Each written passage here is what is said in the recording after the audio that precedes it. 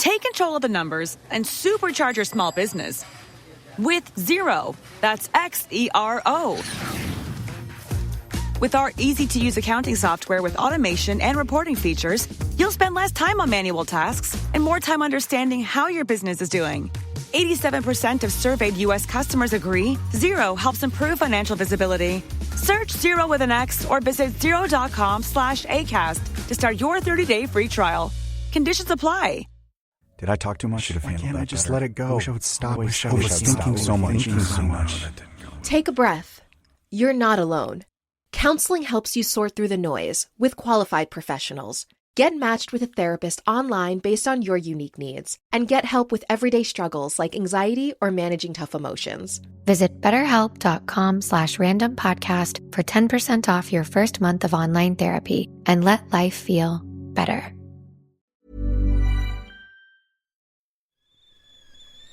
The kettle's boiled, Vic.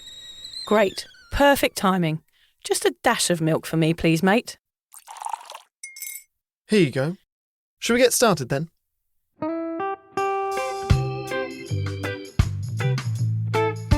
Have you ever woken up on a Sunday morning and said, I'm never drinking again, and then found yourself waving $50 at a barman by happy hour?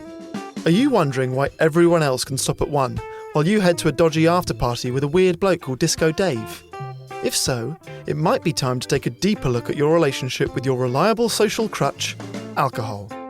On each episode, we'll investigate our own dysfunctional dealings with booze and find out if it's possible to stop this deeply ingrained habit before things get too messy. Yep, we're going to open up a shame shed of humiliating drinking stories to help you understand why waking up from a booze coma each weekend with a kebab sticking out of your top pocket might actually be negatively impacting your health.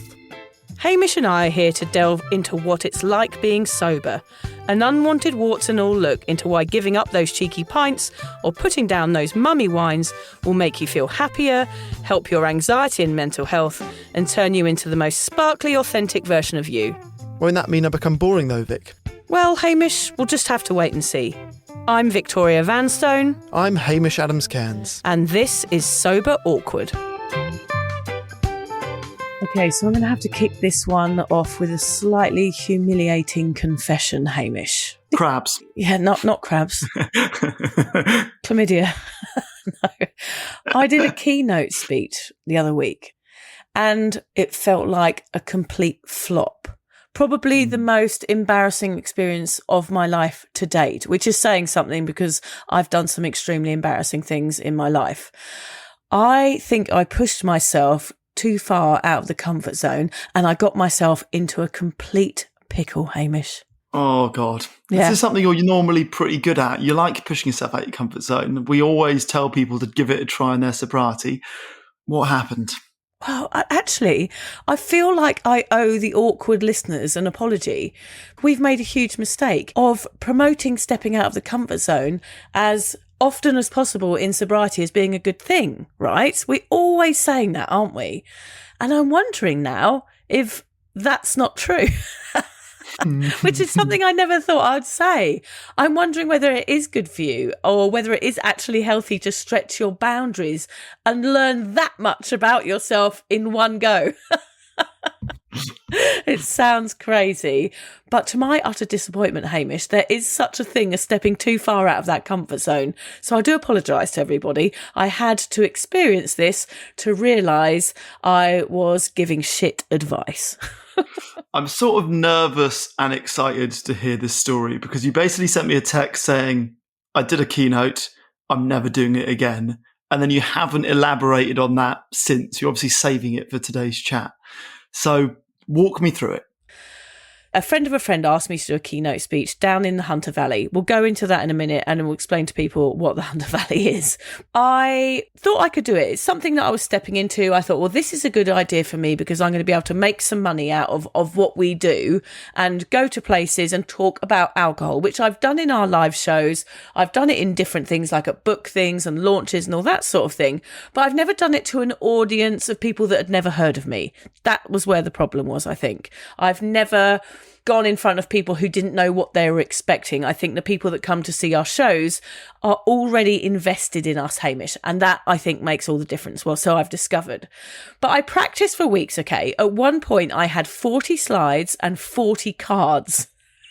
like prompt cards.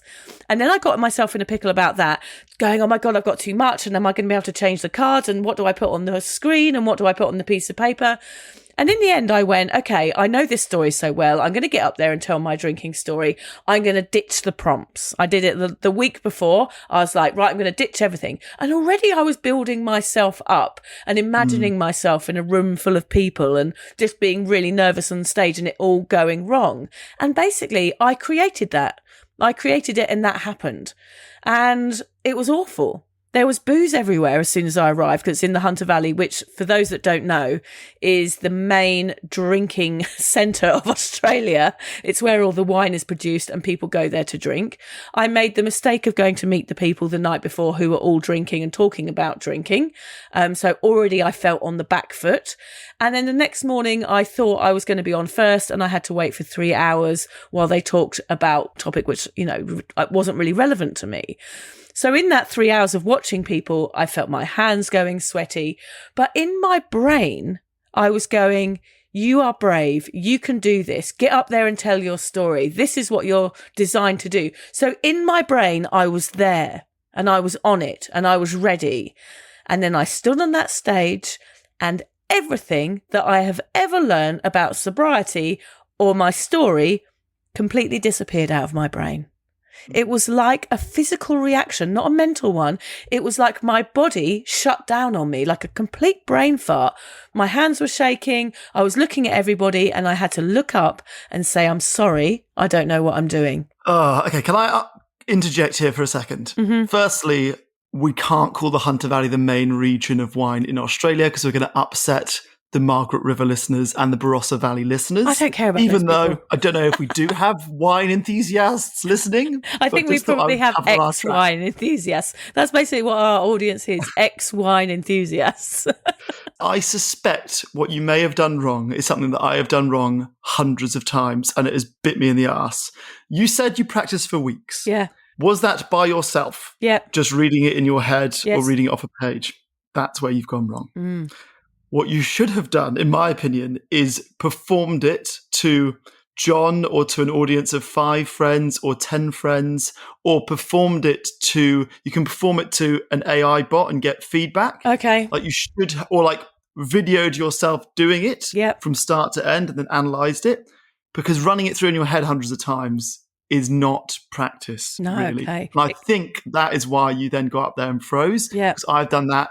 Like so many rehearsals or auditions, I've just known the script in my head and then not actually said it aloud until the day and then completely messed it up. I mean, I did it twice. I stood up there and said, I'm so sorry, I've kind of lost what I'm doing. And then I sort of stumbled around, and they're all sat there with their arms crossed. Yeah, I'm the main keynote speaker for their event, so they're expecting me to bring something amazing, and I put myself under so much pressure. I mean, even arriving in my room, it was like pictures of wine on the wall and then the vineyards and then everybody drinking, and then I was like, oh my God, I'm really out of the comfort zone here.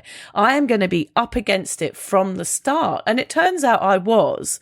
Thinking about it afterwards, I'm not sure I can put myself through it again, Haim. Like, public speaking perhaps might not be my thing, even though I feel like it should be. It's really confusing. I think part of me is sort of sad, embarrassed. I don't know why I pushed myself that far out, too far possibly. And part of me is happy because I can now make a choice based on facts that I never need to do that again. I'm really conflicted with it because it is something that I feel like I could do, but it was so traumatizing. The lead up, during the event and the aftermath. I mean, a few people came up to me afterwards and said thank you and said you could have been reading my diary, and one person even said it made it even more authentic. And I did end up being on the stage for 45 minutes talking about something. I can't remember what it was. I felt like I was floating outside of my body and not able to hear my own words, but I was up there for 45 minutes talking about something after having a 5-minute complete meltdown.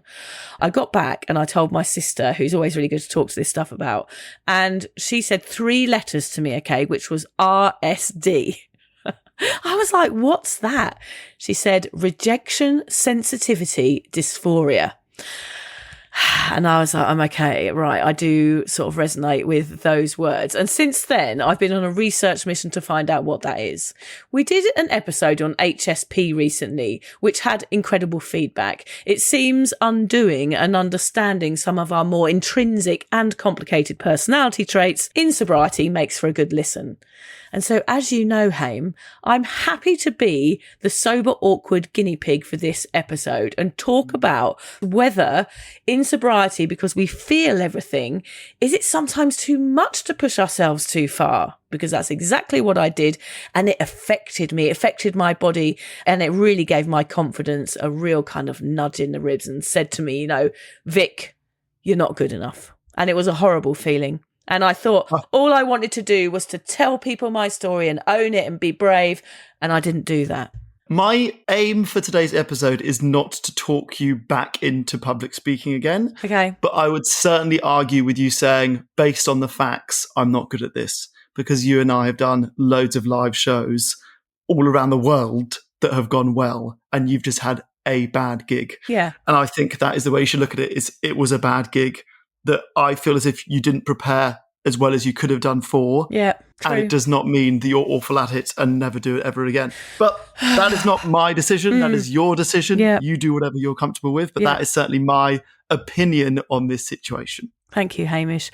I mean, I did get back and I said to John, look, I've been doing this, whatever we do, Hamish, whatever we do, writing and podcasting and all of it and our live shows. It's the first thing in 8 years that has gone wrong. Everything else always goes perfectly fine.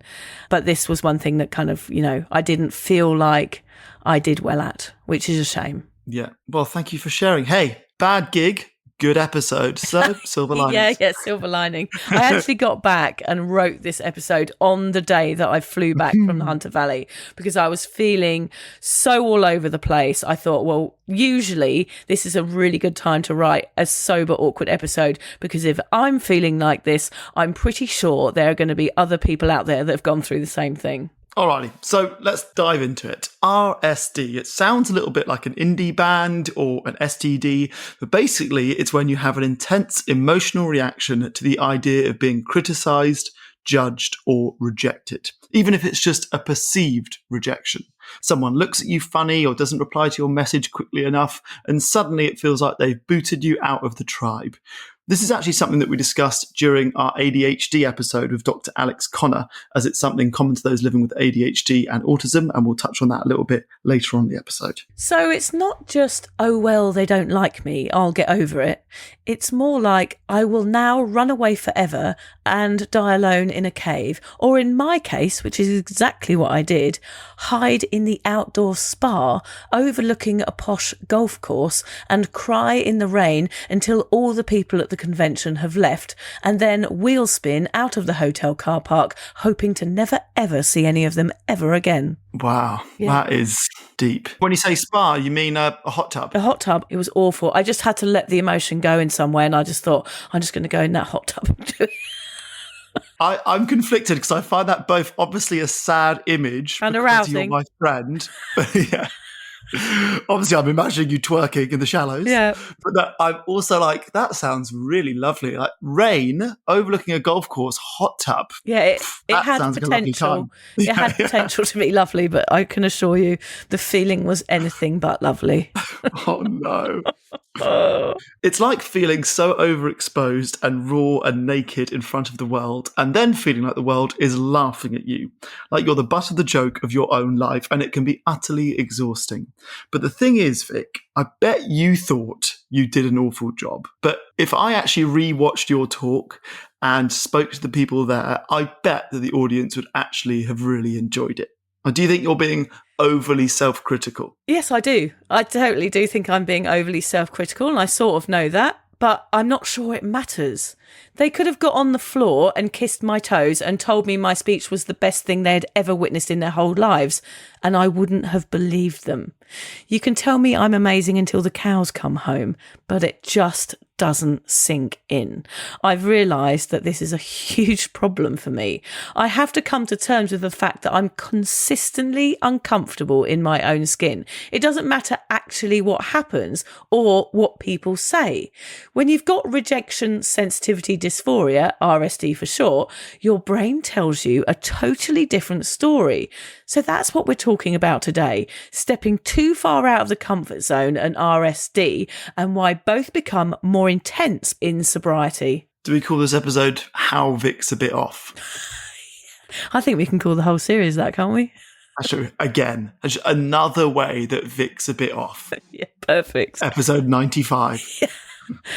So, Haim, how do you feel about public speaking? Do you go into freeze mode? And please tell me that you've bombed in front of an eager crowd at least once. That's what I want to know. Okay, well, I'm going to sound incredibly unrelatable here, but I love public speaking, and I know that's weird and that most people hate it, but I have always enjoyed it. I don't know why. Like prep school that I went to, a different child had to read a passage from the Bible at like the morning get together every day. And I can remember even then, so I was like 10, 11, 12 years old, I would analyze what that child was doing well or badly with regards to pauses or looking up or that sort of stuff. And even today, if I'm watching someone giving a speech, not only am I analysing the good bits and the bad bits, the bits that I should do and don't do, but also if I'm sitting in the audience, I've got this huge, overwhelming feeling of wanting to be the one up there delivering it. Even though delivering it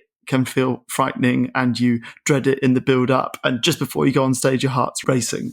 So I know that it's something that I'm good at and I enjoy and I'm comfortable doing. So that obviously helps with the nerves of saying yes or no and offered it. But I do still get the jitters beforehand. Like I know, for example, that I don't breathe properly when I'm on stage. I've got this vein in my neck that bulges out as a result of me not breathing. I get the butterflies, I get the sweaty palms, I get the, oh fuck, I wish I was anywhere else in the world. But I enjoy it and I enjoy working on improving it. I enjoy watching myself back doing it and like, oh, that was crap or that's good or well done on that pause, whatever. So I enjoy the whole process of it.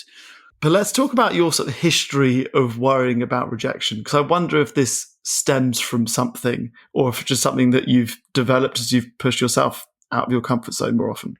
I think so, but I don't think I cared as much. Like I felt rejection, but I just used to drink it away. But I think I have a fear of it more now because of previous rejections. Like I fear it, so therefore I'm almost creating it. I'm never very confident in friendships. I get scared that they will come to an end for obvious reasons because of being bullied at school. I'm always worried that I will say the wrong thing or offend someone.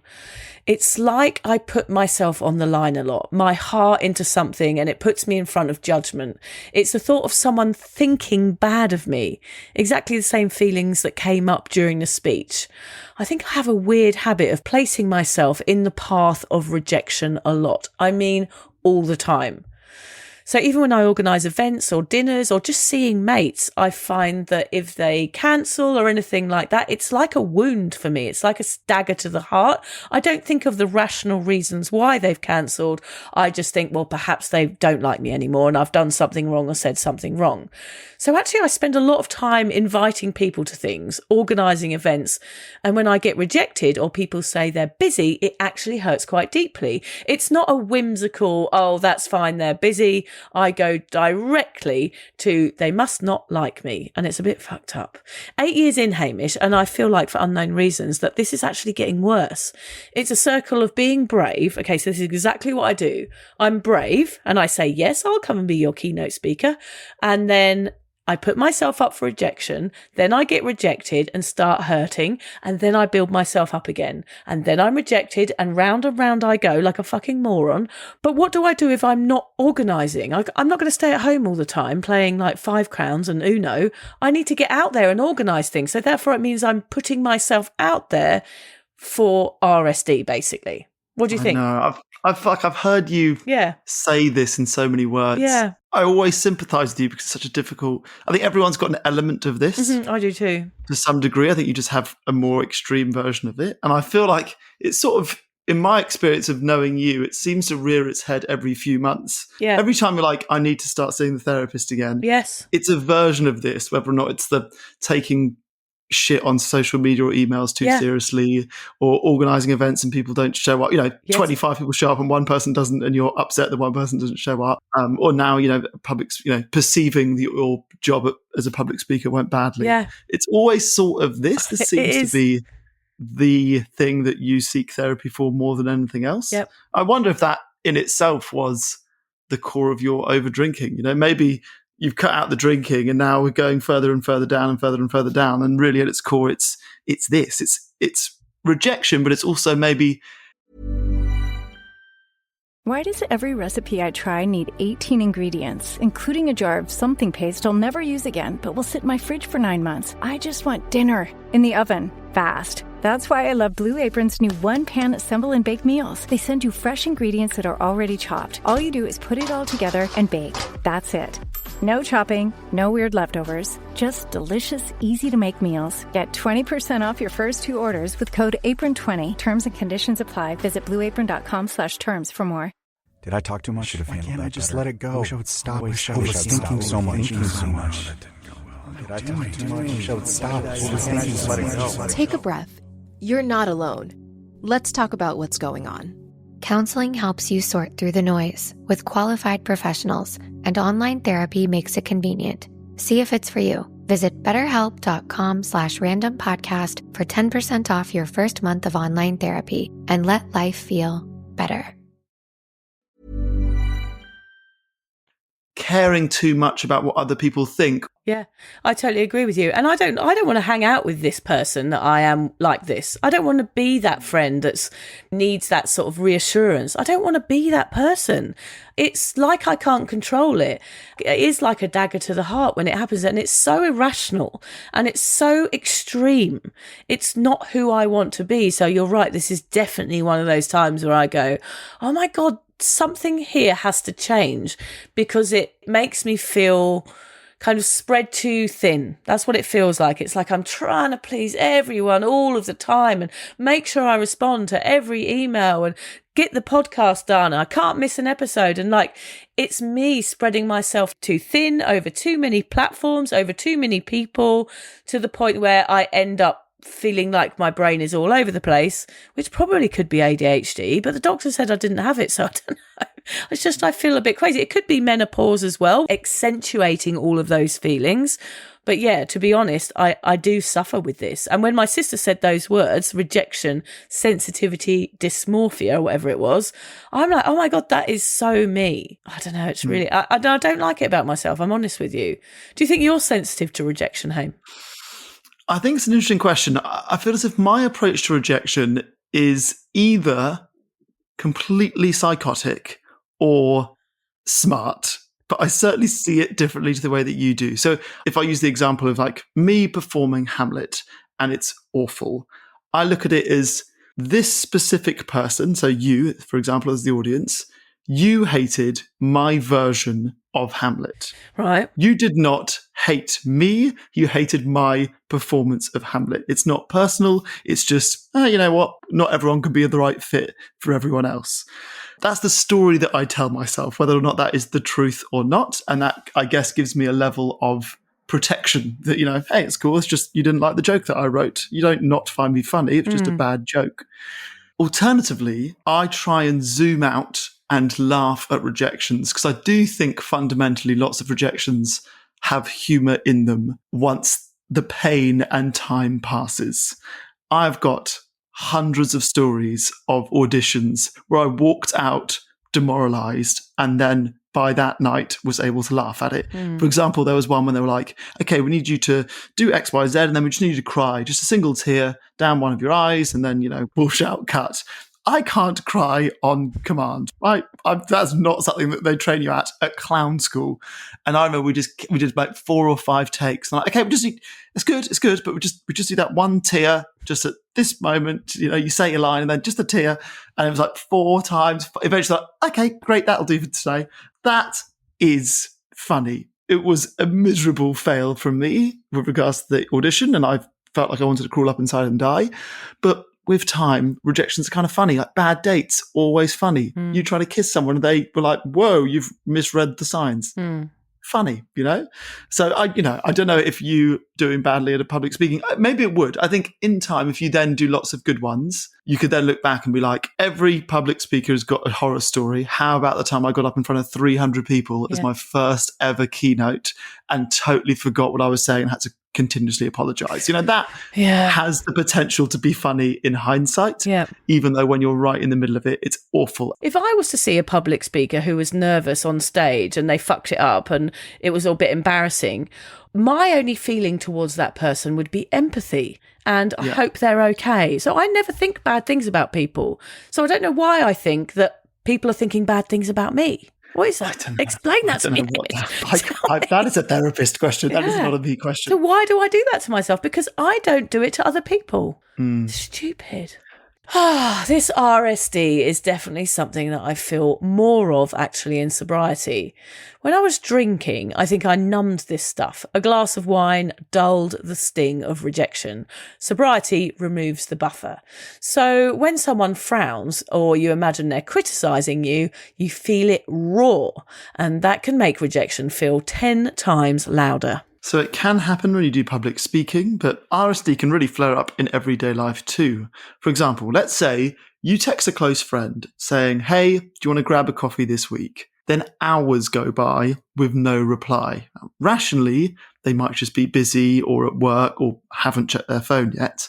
But with RSD, that silence becomes unbearable. In those situations, my brain jumps to, they're ignoring me on purpose, I've done something wrong, or they don't like me anymore. I actually feel a rush of shame. My chest tightens and I replay the last few conversations, searching for proof that I've upset someone. By the time they reply the next morning with, sorry, crazy day at work, would love to see you Thursday, I've already spiraled through hours of self-doubt, anxiety, and feelings of rejection. Do you ever then delete the text that you've written before they read it because you've overthought it? Yeah, I do, yeah. Yeah, I've done that. But it happens with kids as well. So now I'm feeling rejection for my children as well. So if they have a friendship and then their friend's not texting them, or they have a friend that's ghosting them or something like that, then it's doubly bad. It's like I'm rippling my rejection issues through into my kids. I'm like, oh, they messaged you that. Oh, I wonder why they haven't messaged you back. That's weird. Don't worry about it though. I'm trying to be all cool about it, but actually mentally I am spiraling for them. It's absolutely exhausting. It's like a loop. Small, ordinary, forgivable situations feel like catastrophic personal rejections. Christ, sounds absolutely exhausting being in your brain in these situations. I mean, it's not all the time, Hamish. I'll say that. There are moments, like they're quite short-lived. Like I don't drag the smaller moments out. Like this public speaking thing was quite huge, but the little things in daily life I can manage. I'm managing the RSD, but I'm definitely still feeling it. Interestingly, as you mentioned earlier, RSD is often linked with ADHD. Up to 90% of people with ADHD experience it, but you don't need an ADHD diagnosis to have RSD. Some of us are just wired this way. And let's be honest, a lot of us who've ended up sober probably already feel things more deeply than the average human. So Vic, can you describe how you felt?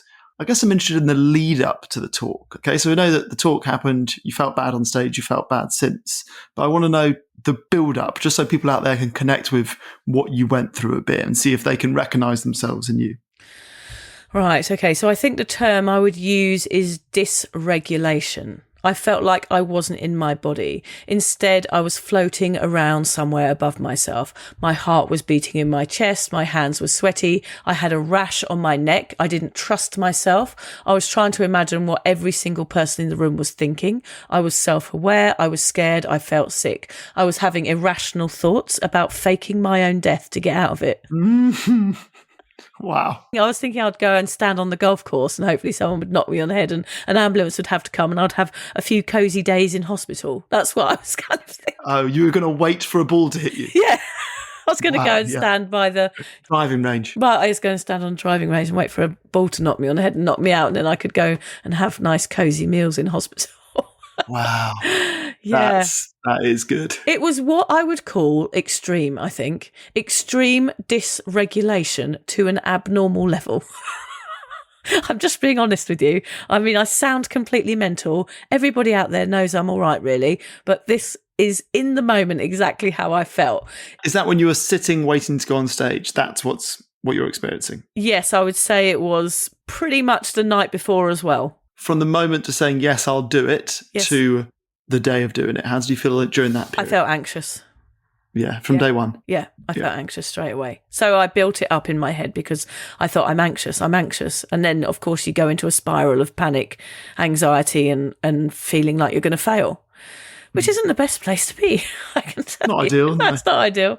I think I was in my mind and body, like reacting to the situation. And no matter how many times I said, you're brave, you can do this, I could not cognitively escape the feelings. Please tell me this is sort of normal, Hamish. I need your reassurance right now. Yeah, it depends what you mean by sort of. So research shows that the brain uses the same neural circuits to process both physical pain and social pain, like rejection, exclusion, or criticism. So when someone with RSD experiences rejection, their brain literally lights up in the same areas as if they were physically hurt. That's why rejection can feel like a punch to the gut or a sharp ache in the chest. Oh, yeah, I relate to that. RSD can also trigger the body's stress response system. Your brain interprets rejection as a real threat to survival, and this sets off a flood of stress hormones like cortisol and adrenaline. The result, physical symptoms like a racing heart, a tight chest or stomach pain, sweating or trembling, headaches, and fatigues afterwards from the entire crash of adrenaline going up and down. Yeah, I felt all those things. Remember that bad tummy ache I had before our London gig as well? I had a really bad swollen, that's what I mean. For me, it feels like a physical thing. It's like something I can't control. It's like my body reacting. My hands were actually even shaking when I wrote this episode. That crash was tough, like a hangover, actually. It was full of shame and self-hatred. I think, in short, RSD has physical side effects because the brain perhaps can't distinguish between being punched in the face and being rejected. From what you're saying, both activate the same pain pathways and survival responses, which I found fascinating because that is exactly what was going on with me. For people with heightened sensitivity, that overlap is magnified, making rejection feel like a full body experience rather than just an uncomfortable thought. Yeah, that's confirming everything I felt. I would rather, instead of doing public speaking, that my eyeballs were carved out of my head from the sockets with a blunt butter knife than ever do public speaking again, Hamish. I think I would rather be in physical pain than that mental turmoil resulting in physical pain, because the two I can't handle, but perhaps just the pain I could. Well, you heard that thing about people would rather be dead than public speak, which means that if you're at a funeral, you would rather be the person in the coffin than the one giving the eulogy. So it's not so irrational then, because people really, really do hate it. And when I've spoken to people this last few weeks since it happened, everybody has said to me, which was good to hear, I could never have ever done what you did. Even though it went wrong, they were still like, I could never have even stood on that stage, let alone try and speak. So that made me feel a bit better because I realised, well, actually, I was still capable of doing something, even though that something wasn't great. The real question here then is why? If you're a generally happy and confident person like Vic, why does someone like you get this? Because it seems random. Why does anyone fear rejection from people they don't know or even care about, particularly given the fact you'll never see 99% of those people ever again, Vic? Yeah, it's true. I won't ever see them again. It comes back to the same reasons we started drinking alcohol, I think. I need to be part of something, to fit in, not to stand out, to feel wanted and part of the gang, the tribe, the community, or the family, whatever it is. Maybe I've never felt good enough. I don't know. It's all spilling out now, 8 years into sober life. Maybe this is part of the healing process, Haim, a natural part of recovery. I think that's what recovery is finding out who we are and what we're made of. And maybe this is part of it for me. Because it never seems to end, you know. I don't know whether some people just get sober and stop drinking and that's the end of it. I don't think so. And I think this is part of it for me too. Yeah, I think it's definitely natural. Humans have always needed to belong. Even back in the cave days, rejection from the tribe actually meant death. The trouble is, if you've got RSD, your brain hasn't updated its software. A sideways glance feels like exile. That's why so many of us mask it. We put on the I'm fine act, the jokes, the confidence, anything to avoid being rejected. But it's draining, right? You know, I know people are listening, going to be nodding their heads going, yeah, it is bloody draining. It means I'm constantly stepping out of my comfort zone, then beating myself up afterwards.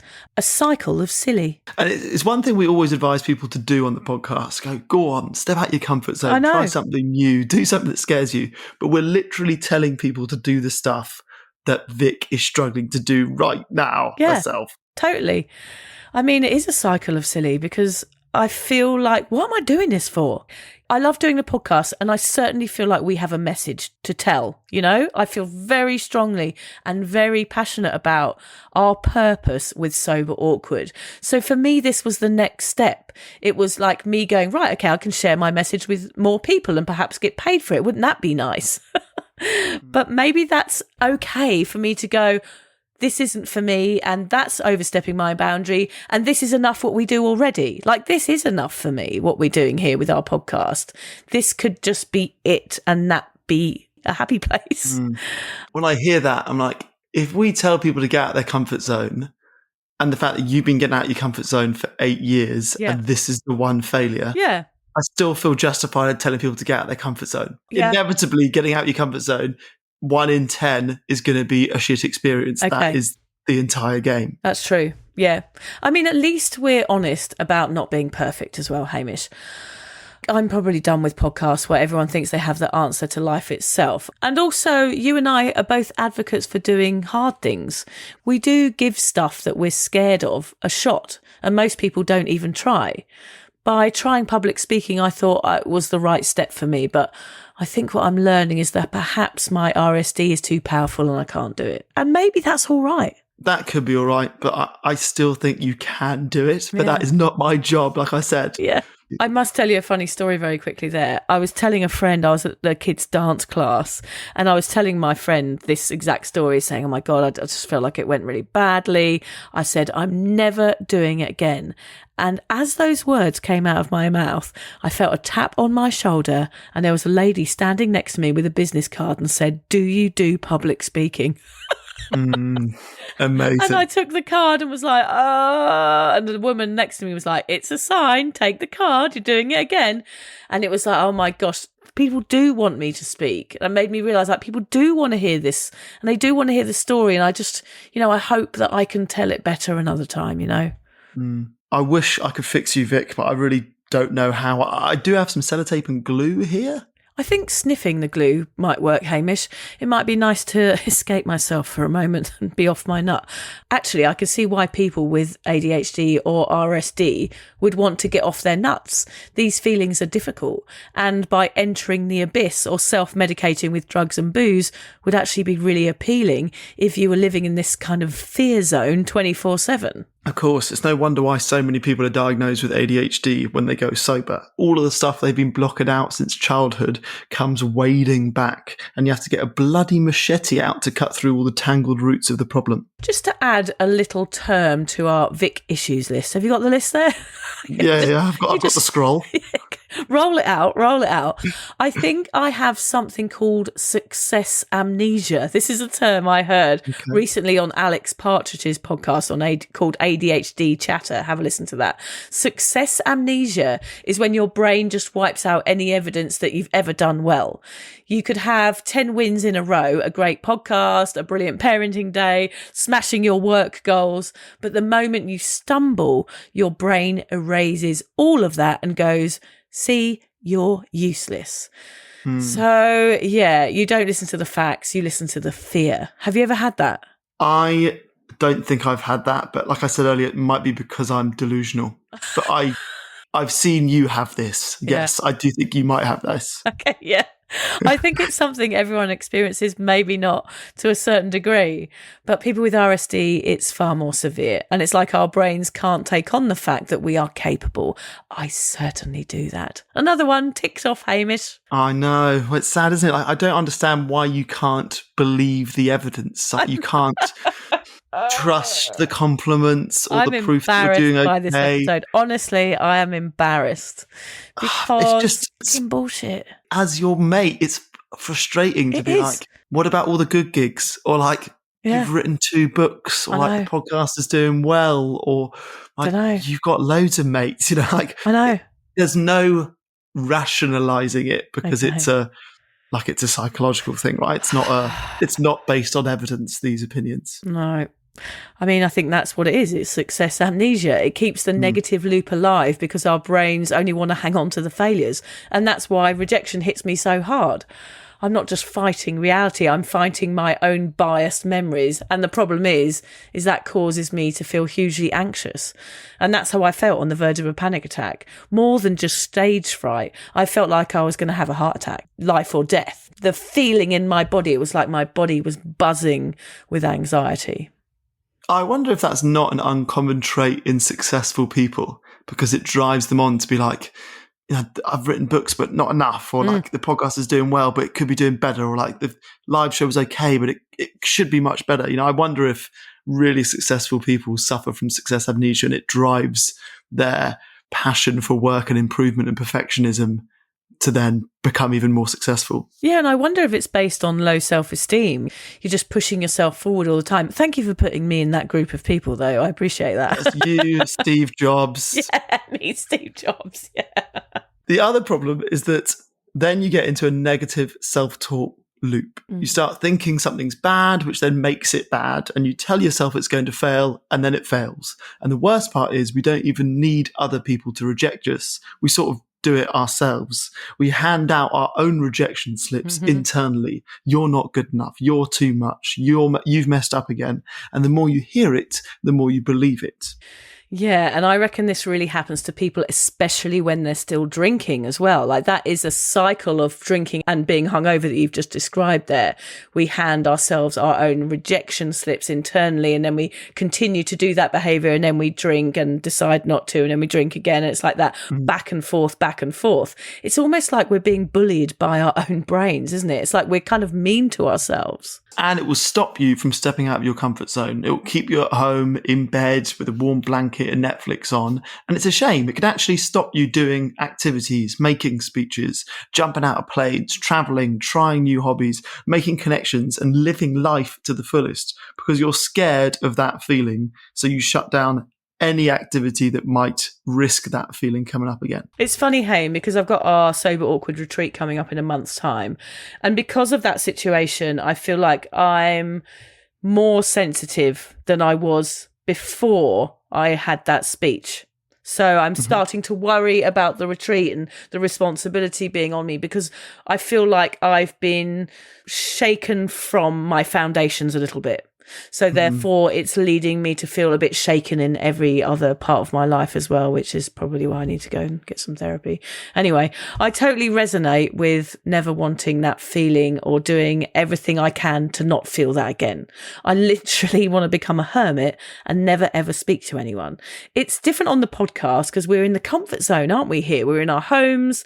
There's no faces staring at us. There's no expectations. That's why this works, because I have no fear here with you. It is sort of the perfect media form, podcasting, for anyone afflicted by RSD. Yeah. Because you're comfortable, and really within a minute or the entire podcast, you forget that actually anyone's listening, which is why we probably reveal things that we wouldn't reveal to people that we've never spoken to before. But I guess the downside or the flip side of podcasting is that you get emails and comments, some of which are lovely, but some of which are not so lovely. And that can affect you negatively. I haven't spoken to anyone about this. Like, it's weird because I talk to you about it, and I don't even think anyone else listens. So even though there's 100,000 people that will listen to this episode probably. So it's really weird that like we can talk about this stuff, because, you know, I find it embarrassing about myself to go to a mate and go, oh, I feel nervous. I don't want to be a downer. I don't want to be like 100% honest with everybody I know, because people don't want to hear that shit all the time, do they? They don't want to hear you moaning on about how difficult everything is.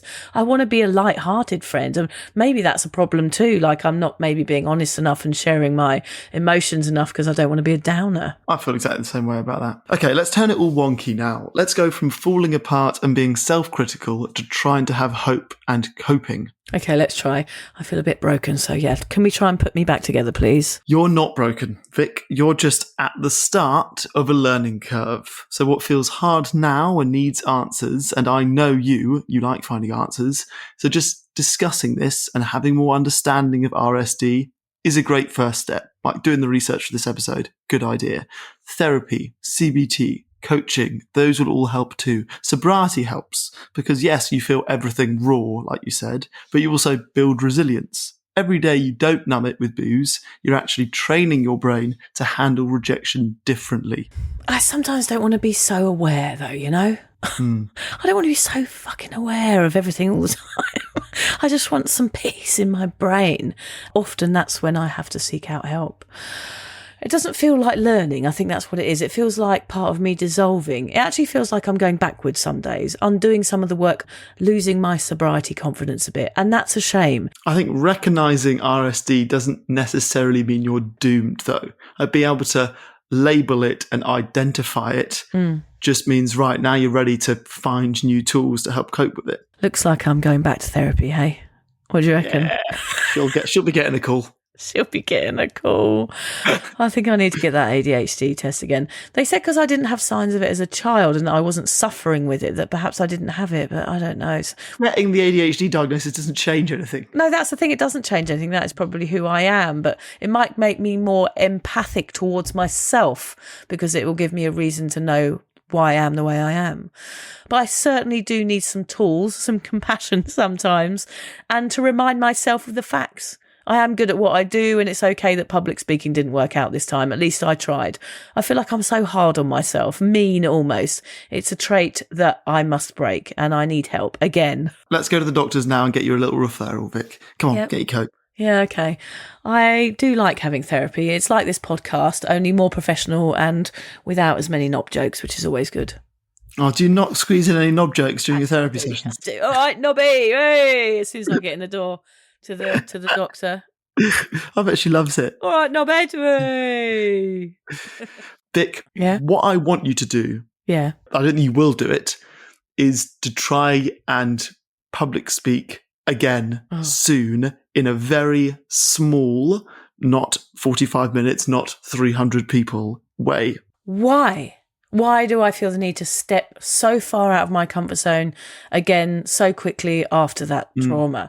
My body needs to come back to its regular state before I could actually possibly even take on. Like I feel like it would damage me internally to try and do something like that right now, because I feel I'm in this deregulated state and that my nervous system has been affected by this, and I want to come down to a neutral state before I'd actually consider. And that is something I do. Like, I do feel these states of anxiety and stress, and I do manage to re-regulate and then feel normal again. And that's when I book something else in. So I'm sure that will happen, but I think this time it might take me a little bit longer. So RSD doesn't mean you're weak or broken. It just means your rejection radar is turned up to maximum. And yes, this combined with success amnesia means you'll doubt yourself even when the evidence is right there in front of you. So maybe go a little easy on yourself and don't throw yourself back into public speaking until you're feeling differently. Okay, I will. But beyond biology, past experiences can fuel RSD as well. Growing up in environments where criticism, neglect or bullying were common can prime your brain to expect rejection everywhere. Sobriety can also unearth these old wounds, because without alcohol numbing things, the emotions show up. I think it's important to remember it's not a choice and it's not your fault. This isn't really my fault. It's just something that I've developed over years that I can sort out. So I think that's the good news. Our advice is get it all checked out. And if you do feel rejected today, remember, we still love you in our messed up, highly sensitive, probably ADHD, anxiety-filled madness. I do love you, Hamish. Thank you. Yeah. Do you love me? You. Okay. Do you love me? That was just a bit too long. Tell me you love me. Tell me you love me, Hamish. Thank you. You should love me. Thank you very much. You still haven't said it. Say I'm lovable. Thank you. So weird. I love you too, Vic. I love you too. Thank you very much. Hear it. Let it sink in.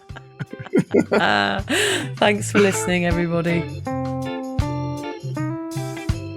If you're questioning your relationship with booze, you're struggling to moderate, or your hangovers are causing anxiety, it might be time to reach out for some support. Yeah, just talk to a mate about how you're feeling, contact a local doctor, find an AA or sobriety group. Vic's got one. Yeah, just head to www.cuppa.community. Remember, if you're questioning yourself, it might be time to seek support. Even though this journey can be awkward, it is definitely worth it. And if you've enjoyed the Sober Awkward podcast, don't forget to review it, rate it, and share it with your mates. They have to share it with their mates? Yeah, of course they do. I'm not doing this for nothing, Hamish. Bloody hell. How do they share it? I don't know, just write it on the document.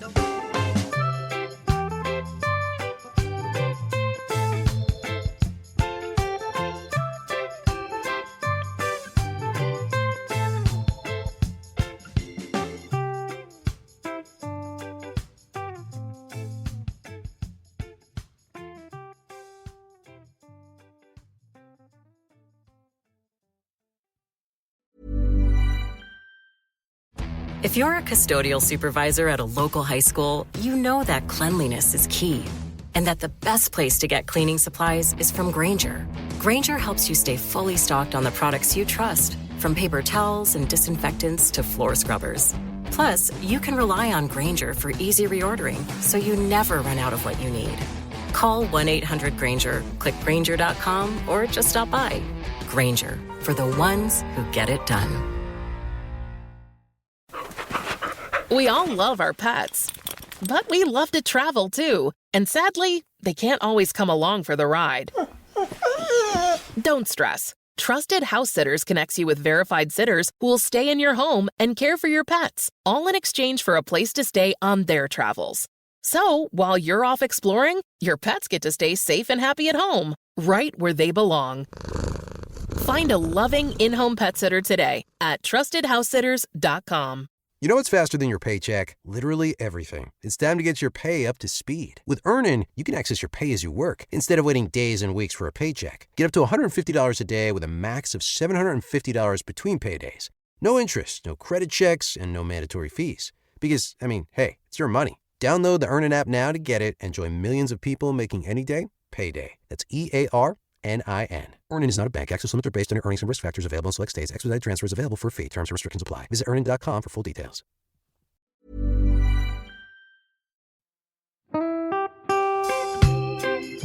So, as you probably know, my comedy memoir, 1,000 Wasted Sundays, is officially out. All my magnificent fuck-uppery in one awkward hit. If you'd like to get your hands on a copy, it's now available from all good bookstores. We always say all good bookstores, don't we? Yeah. Are there bad bookstores? No, it's probably ones with moody sellers. Oh yeah, really depressed librarian folk. Yes, okay, good. So there are probably some, but we're only storing it in the good ones. It's only made it into the goodies. You can also get it from all good online retailers. The print version and ebook are out now, and the audiobook will be available in March. I've been writing my memoir for 5 years. It will make you laugh, cry and cringe, and hopefully inspire a few people to reconsider their relationship with booze. If you love the podcast, then I think you'll love the book, even if I do say so myself. Hamish has read it. What did you think? I feel like I know a little bit too much about you now, to be honest, Vic. Look, I really loved it. It was hilarious and surprisingly moving, but I feel like I've seen you naked in a literary sense. Yeah. Does that make sense? Yeah, that's worrying. Yeah. From an emotional point of view, seriously, it wobbled my teeny weeny wooden heart, Vic. Okay. My teeny little wooden heart. Well, his wooden heart is broken. Anyway, so if you do manage to get your filthy mitts on a copy, please do me a favour and head to goodreads.com and give me a review. Doing that will help me get it out there to those that need a bit of sober support. So there you have it. My story, unwanted warts and all. Come and get awkward with me. Not to be too demanding or anything, but seriously, go and buy it now. Yeah, go and buy it. Go and buy it right now. Yeah, don't just tell your friends, buy it, and then buy your friends one or two. Yeah, don't give them a copy, buy it. Yeah. And you know what? Don't be careful where you store it. If you lose it, you can always buy another 5. Yeah, buy another one. Yeah.